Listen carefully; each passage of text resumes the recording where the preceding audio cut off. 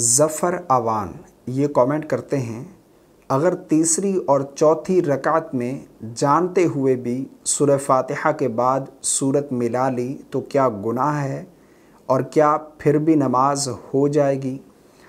بہت ہی اچھا سوال ہے، لیکن آپ نے یہاں پر وضاحت نہیں کی کہ فرض کے بارے میں پوچھ رہے ہیں آپ یا سنت اور نوافل کے بارے میں۔ دیکھیں، سنت، نوافل اور وتر، ان کی ہر رکعت میں سورہ فاتحہ کے بعد سورت کا ملانا یہ واجب ہے، لیکن فرض اگر آپ 4 رکعت فرض پڑھ رہے ہیں، یعنی ظہر کے 4 رکعت فرض یا عصر کے یا مغرب کے 3 رکعت فرض یا پھر عشاء کے 4 رکعت فرض، ان کی 2 رکعت میں سورت کا ملانا یہ واجب ہے، یعنی پہلی اور دوسری رکعت میں ہم سورہ فاتحہ کے بعد سورت ملائیں گے۔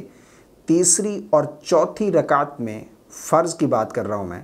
تیسری اور چوتھی رکعت میں صرف سورہ فاتحہ پڑھنا یہ مستحب ہے،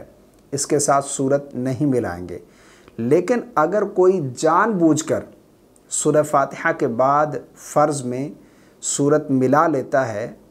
تب اسے کوئی گناہ نہیں ملے گا، یعنی اس کی وجہ سے وہ گناہ گار نہیں ہوگا، صرف ترک مستحب ہے، یعنی مستحب تھا صرف سورہ فاتحہ پڑھنا لیکن اس نے سورت ملا لی، تو اس وجہ سے وہ گناہ گار بھی نہیں ہے، اور نہ ہی کوئی ایسا عمل ہے کہ جس کی وجہ سے اس کے اوپر سجدہ سہو لازم آئے گا۔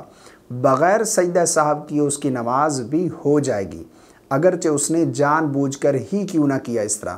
اور اگر بھولے سے اس طرح ہو جائے تو تب بھی یہی حکم ہے کہ نہ ہی اسے کوئی گناہ ملے گا اور نہ ہی اس کے اوپر سجدہ سہو کرنا لازم ہے۔ بہت سارے لوگ یہ بھی سوال کرتے ہیں کہ اگر بھولے سے سورہ فاتحہ کے بعد سورت ملا لی فرض کی تیسری اور چوتھی رکعت میں، یا پھر سورہ فاتحہ کے بعد بسم اللہ پڑھ لی، سورت شروع کرنی تھی بسم اللہ پڑھ لی، تو کیا سجدہ سہو کرنا ہوگا؟ ایسا بالکل نہیں ہے، صرف سورہ فاتحہ پڑھنا فرض کی تیسری اور چوتھی رکعت میں مستحب ہے، لیکن اگر کوئی سورت ملا لیتا ہے بھولے سے یا جان بوجھ کر، اس کے اوپر نہ ہی سجدہ سہو لازم آئے گا اور نہ ہی اس کی وجہ سے وہ گناہ گار ہوگا۔